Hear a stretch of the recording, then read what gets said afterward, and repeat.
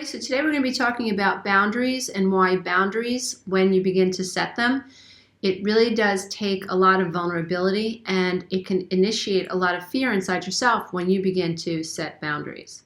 If you like learning about codependency, narcissistic abuse, and how you can really develop your own self so that you can show up for yourself, don't forget to click the subscribe button and the notification bell. You'll be notified every time I upload a new video. So the first thing that I want to do is have you guys say hello to my new baby, right? Hold on one second. We are fostering a new baby bird who unfortunately there you go. She was abused by her mama and her papa. She was not taken care of very well. This is actually a fantail pigeon. Well, this is a baby fantail pigeon. And we are fostering her, hand feeding her, and taking care of her. She's so cute. And hopefully, everything will go okay. So she's going to be in my lap, because when it comes to setting a boundary with someone, it can be terrifying. And it's terrifying for so many reasons, but let's break it down. So as a recovering codependent myself, as somebody who felt powerless in relationships, as somebody who felt very unworthy, who felt broken, who struggled with a lot of shame, internal shame, and who thought that if I was good enough and I was able to take care of other people, and in the taking care of other people and ignoring of my own needs, then certainly that meant that I was good enough. And eventually I would find someone who saw worth in me and could see how good I was on the inside, and then I wouldn't have to play this stupid game anymore. It doesn't work. It's dysfunctional, right? It's immature. It's the result of childhood programming. It's the result of emotional abandonment, feeling rejected as a child, yada, yada, yada. And so we develop this codependence upon just about everything. And codependence attached to what people think. They worry about what people say about them. They are consumed with fixing other people and very oftentimes needing to be needed. We are over-responsible. We offer our opinions even when we're not even asked, right?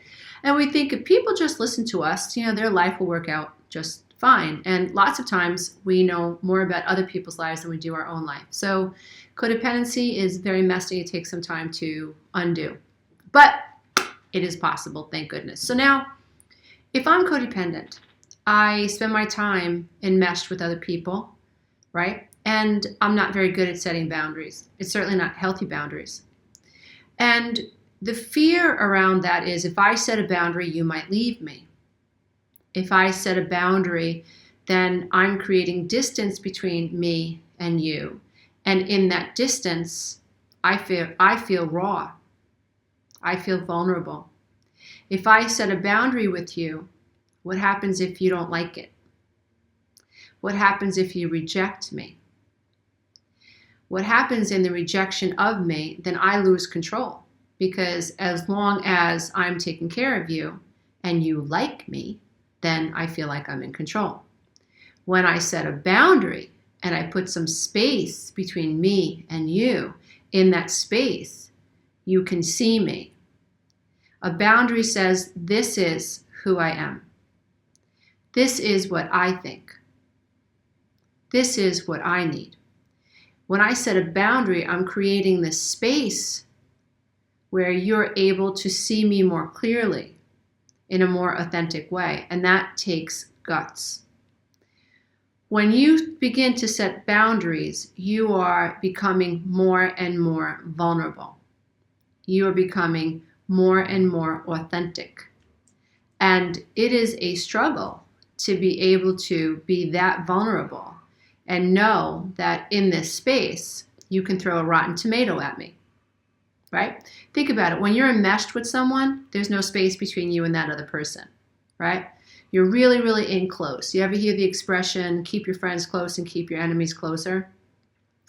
When you are enmeshed and you've got your finger on the pulse of this other person, and you're hypervigilant, and you're constantly trying to figure out where they are, right, and how they feel, and you're anticipating their needs, you're lost in that. And you're lost in that, and in that space, you feel in control of the outcome. It's like living your life on your nose on the ground, looking for potholes, and never picking your head up to look at a sunrise or a sunset or a beautiful flower, or a bird in the sky. You're just always looking for the next pothole so that you can anticipate the pothole, get out ahead of the pothole. Let's say you're living with a narcissist who, snaps his fingers in your face, or she snaps her fingers in your face, or she screams in your face, or they refuse to pay for their part, of the financial responsibilities, whatever. And then when you ask, there's a problem or there's an argument. So you get out ahead of those situations. You anticipate the outcome, and you try to prevent the negative outcomes from happening. Your finger is on the pulse of the other person. You're hypervigilant. So there's really not a lot of space, emotional space, between you and this other person. So when you end up saying, I think, I feel, I need, I don't like that, I prefer doing this, you are emotionally detaching, and you're taking your finger off the pulse of this other person. And in that space, this person gets to see you for who you really are. Now, the reason that's so scary is because so many of us, codependents and non-codependents, lots of us carry shame from the past, from childhood. Lots of us have felt abandonment, whether it was in childhood or with our peers, or we felt rejected, or we just, grow up feeling like we don't fit in. That all creates shame. And so the shame, when I separate myself from you in that space, you can abandon me, and then I might be triggered again feeling abandoned, right? And so I carry this shame with me. I hate the way it feels. I'm running from it. I don't know that I'm running from it. My codependent behaviors are such where I'm staying engaged with people in a dysfunctional way, but at least I think I'm able to control how they see me. At least I'm controlling, I'm the peacekeeper in the house, and I'm the caretaker, I'm the rescuer, and at least it feels like everything's okay, even though inside nothing feels okay. When you're a codependent, nothing feels okay on the inside. It doesn't matter how nice and neat and tidy your house looks on the outside. You are not okay. Male or female, you are not okay. And so when you're setting a boundary, it takes great courage to say, this is what I think and this is what I need. And you know what? I know you might reject me.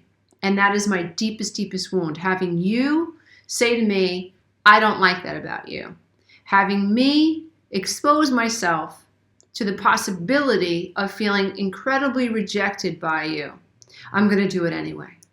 Because if I don't tell you who I am, then you don't know who I am. So even if you tell me that you love me, I can never really be sure if you love me if I don't tell you who I am. Boundaries help you define who you are.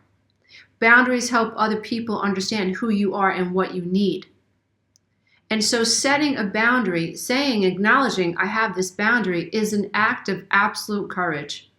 You have to be vulnerable to put yourself out there and say, this is what I think and this is what I feel.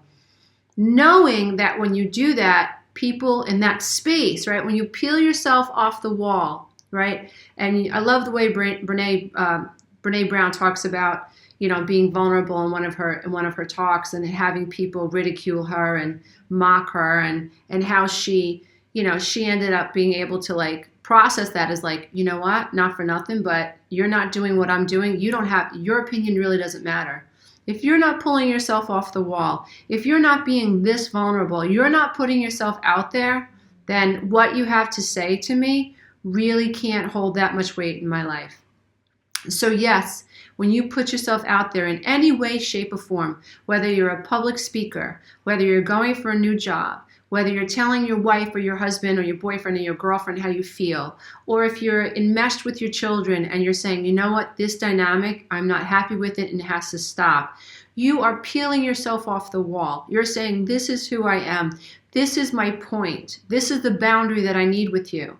You're creating space between you and this other person. And in that space is the opportunity for them to throw a rotten tomato at you, right? If you're enmeshed, this person can't hit you with the tomato because you're so enmeshed, you're so close. But the minute you create space, dear one, that's when things get hairy. And that's when you can get hurt. The important thing to remember is that you are enough. It's not you, it's your programming. and it's not your fault that you carry shame in the first place. When you set a boundary, you're saying, here, I want you to have a good look at who I am. I want you to understand that this is what I stand for. I want you to understand that this is what I will tolerate and this is what I will not tolerate. Have a good look at me.